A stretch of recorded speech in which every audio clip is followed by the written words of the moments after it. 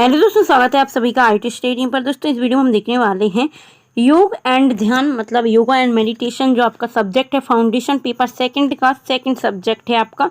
मैं आपको बता दूं, फाउंडेशन के आपके paper first and paper second दो पेपर होंगे आपके। एक 2 अगस्त को होगा, एक 4 अगस्त को होगा। पेपर फर्स्ट में आपकी Hindi and English language paper होगा, 1-1 घंटे के दोनों पेपर होंगे, 2 घंटे का ही होगा आपका पेपर। और सेकंड पेपर होगा आपका एनवायरनमेंट, पर्यावरण एंड योग एंड ध्यान का। तो आपके 2 पेपर हो जाएंगे, पर्यावरण और योगा एंड मेडिटेशन।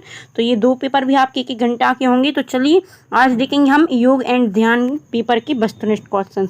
इसमें आपसे 50 क्वेश्चन पूछे जाएंगे। अगर आपको पता नहीं है, 1-1 नंबर का आपका 50 नंबर का पेपर आएगा, 50 क्वेश्चन पूछे जाएंगे। फिर तक क्वेश्चन 1 नंबर का होगा, वस्तुनिष्ठ क्वेश्चन होंगे आपके, सब्जेक्टिव क्वेश्चन आपसे नहीं पूछे जाएंगे। तो चलिए स्टार्ट करते हैं। आपका पहला क्वेश्चन है, सामान्य रक्तचाप को बनाए रखने में कौन सा आसन सहायक है? तो इसमें हो जाएगा श्वासना, पद्मासन, शीलसाना, शलभासना। तो इसमें सेकंड वाला हो जाएगा पद्मासन। इसमें हो जाएगा फिर है आपका सेकंड, पहला कौन था जिसने शास्त्रीय तरीके से योग का परिचय दिया? तो ये हो जाएगा आपका पतंजलि हो जाएगा। इसके बाद आता है आपका योग सूत्र के लेखक कौन है? तो आप जानते हो पतंजलि। अगला है, निम्नलिखित में से कौन सा अष्टांग योग नहीं है? तो आपका शावाला हो जाएगा, धोती। इसके बाद आता है आपका पद्मासन, पवन मुक्तासन, भुजंगासन, शलभासन किन रोगों के लिए उपयोगी है? तो ये पेट के रोग के लिए होता है। अगला हो जाएगा आपका योग की 3 प्रकारों में वर्गीकृत कीजिए योग को। तो आपका पहला हो जाएगा ध्यान आसन, सेकंड हो जाएगा सांस्कृतिक आसन, थर्ड हो जाएगा प्राणायाम। अगला है आपका धनुरासन, मत्स्येंद्रासन, शलभासन, सूर्य नमस्कार किसमें सहायक हैं? तो पेट दर्द, मधुमेह, फिर दमा, उपयुक्त सभी। तो उपयुक्त सभी हो जाएगा इसमें। प्राणायाम में कितनी गतिविधियां होती हैं? तो 3 गतिविधियां होती हैं। प्राणायाम अष्टांग योग का कौन सा अंग है? तो इसका आपका प्रथम, छठा, चौथा, इसमें से कोई नहीं। तो इसका आंसर हो जाएगा आपका चौथा वाला। तो अगला देखते हैं, 10वां, योग शब्द की उत्पत्ति किस भाषा से हुई है? तो संस्कृत भाषा से हुई है। युज का क्या अर्थ है? युज का अर्थ होता है जुड़ना, एक होना, मिलन एवं सहयोग। अगला हो जाएगा आपका प्राणायाम की अवस्थाएं हैं। तो सांस को अंदर खींचना, सांस को रोकना, सांस को बाहर निकालना, उपयुक्त सभी। तो उपयुक्त सभी हो जाएगा। मनोवृत्ति के विरोध का नाम ही योग है, ये परिभाषा किसने दी है? महर्षि पतंजलि ने दी है। अगला हो जाएगा, प्रसिद्ध योगी पतंजलि ने योग की कितनी अवस्थाओं का वर्णन किया है? तो 8 अवस्थाएं होती हैं योग की, 8 अवस्थाएं। योग का जन्मदाता देश है, तो आप सभी लोग जानते हो भारत है। अगला हो जाएगा, भारत में योग का इतिहास कितना पुराना है? तो ये 300 ईसा पूर्व है लगभग। अगला हो जाएगा, प्राण के कितने प्रकार होती हैं? तो 5 हो जाएंगे आपके। इसके बाद आता है आपका श्वास पर नियंत्रण रखने की प्रक्रिया को क्या कहते हैं? तो प्राणायाम बोलते हैं। अगला हो जाएगा, शरीर में ठीक ढंग से रक्त प्रवाह कौन सी प्रणाली से होता है? तो इसमें आता है आपका हो जाएगा प्राणायाम। अगला है, योग आत्मा कहा जाता है, प्राणायाम को कहा जाता है। प्राणायाम के भाग या चरण होते हैं। तो ये पूरक, कुंभक, रेचक, धोती, ध्यान, धारणा, शलभासन, शीर्षासन, संजासन, ये आपके नीति, धोती, उज्जयी। इसमें से आपका अवाला हो जाएगा। अवाला है आपका पूरक, कुंभक, रेचक। अगला है आपका, श्वास को अंदर खींचने के कुछ समय पश्चात सांस को अंदर ही रोकने की क्रिया को कुंभक कहते हैं। इसके बाद आता है, श्वास को बाहर निकालने की प्रक्रिया को क्या कहते हैं? रेचक कहते हैं। आप इसका ध्यान रखिए कि रेचक, सांस को बाहर निकालने की प्रक्रिया को रेचक कहते हैं। सांस को अंदर खींचने के कुछ समय पश्चात अंदर तक रोकने को कुंभक कहते हैं। इसके बाद आता है, नाभि से निचले भाग में प्राण को क्या कहेंगे? तो अप्राण हो जाएगा, जो नाभि से नीचे वाला भाग होता है हमारा। इसके बाद आता है, कौन सा प्राण पाचन क्रिया को, एड्रिनल ग्रंथि के कार्य करने की शक्ति को बढ़ाता है? तो ये हो जाएगा सप्राण। इसके बाद आता है, गले से दिल तक क्या कहलाता है? तो प्राण कहलाता है, गले से दिल तक। भगवत गीता के अनुसार योग की परिभाषा है योग कर्मसु कौशलम, ये हो जाएगा आपका अवाला। इसके बाद आता है आपका किस प्राणायाम से मोटापा कम होता है? तो ये आपके ऑप्शन दिए गए हैं, सूर्य भीदी प्राणायाम, चंद्र भीदी प्राणायाम, इसके बाद आता है भस्त्रिका प्राणायाम, भ्रमरी प्राणायाम। तो ये हो जाएगा आपका भस्त्रिका प्राणायाम।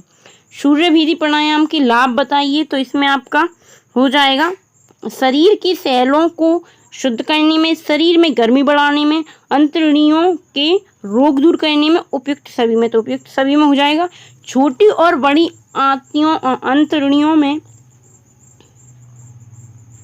छोटी और बड़ी अंतड़ियों में कौन सा प्राण होता है? तो अप्राण होता है। अगला हो जाएगा आपका निम्नलिखित में से कौन सा आसन नहीं है? तो उज्जयी आसन नहीं होता। अगला हो जाएगा आंख, कान, नाक, मस्तिष्क आदि अंगों के कार्य किस प्रकार के कार्य करते हैं? उदाहरण कार्य करते हैं। अगला हो जाएगा कौन सा प्राणायाम रक्त को शुद्ध करने में सहायक होता है? शीतली प्राणायाम हो जाएगा। अगला है योग समाधि है, ये कथन है किसका है? योग एक समाधि होती है, महर्षि वेदव्यास का है।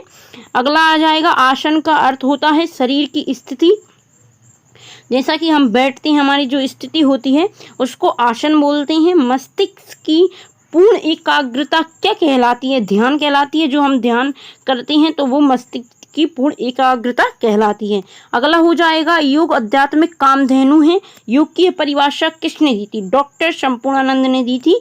योग से कब्ज दूर होता है, इसका संबंध किस प्रणाली से है? पाचन प्रणाली से है। अगला हो जाएगा किस आसन से बुढ़ापा दूर होता है? तो इसमें हो जाएगा आपका चक्रासन हो जाएगा। अगला है यम कितने प्रकार के होते हैं? 5 प्रकार के होते हैं। अष्टांग योग का प्रथम अंग यम है। अगला हो जाएगा पहला अंतर्राष्ट्रीय योग दिवस विश्व के कितने देशों में मनाया गया था?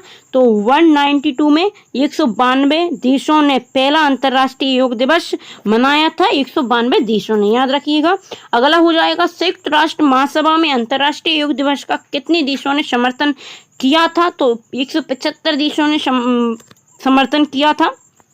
अगला हो जाएगा योग मस्तिष्क को शांत करने का अभ्यास है, ये किसने कहा था? तो ये महर्षि पतंजलि ने बोला था।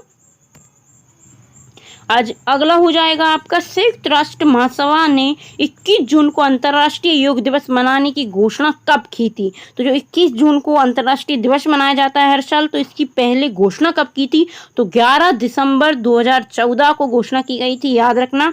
अगला हो जाएगा परम चेतन या दिव्य मन में पूरी तरह से लीन होना कहलाता है, समाधि कहलाता है।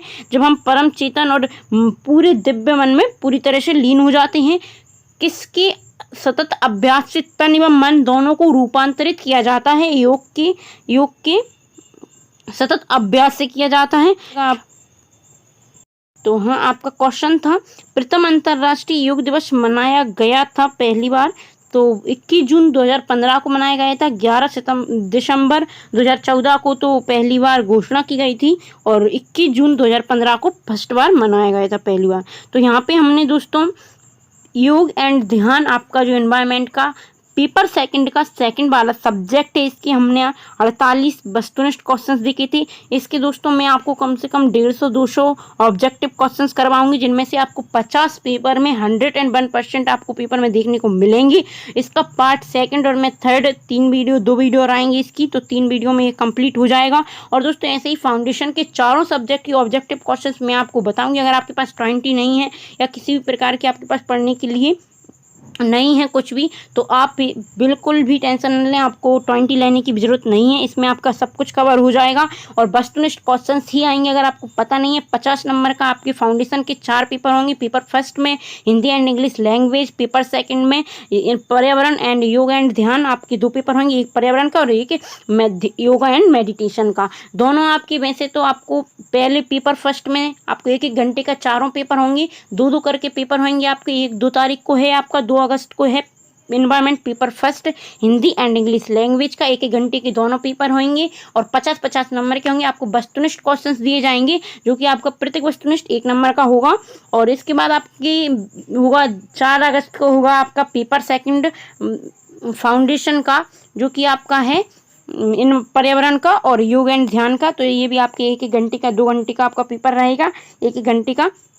इसमें आपको 50-50 क्वेश्चन मिलेंगे दोनों में। तो दोस्तों मैं आपको, आपने अब अगर अभी तक IT स्टडी टीम को सब्सक्राइब नहीं किया तो चैनल सब्सक्राइब जरूर कर लें, बेल आइकन प्रेस कर लें, ताकि आपको इसी प्रकार भी और भी वीडियो का अपडेट मिलती रहे। और दोस्तों मैंने आपके मेजर माइनर जो भी आपके पॉलिटिकल हिस्ट्री, सोशोलॉजी जो आपकी सब्जेक्ट है उनके मैंने आपको इंपॉर्टेंट क्वेश्चंस भी आपको बता दिए हैं। और मैंने आपका टाइम टेबल, जो आपका पहला टाइम टेबल था वो भी मैंने आपको एक्सप्लेन किया था, और जो आपका भी संशोधित टाइम टेबल है उसे भी मैंने आपको समझा दिया है। टाइम टेबल आपको टेलीग्राम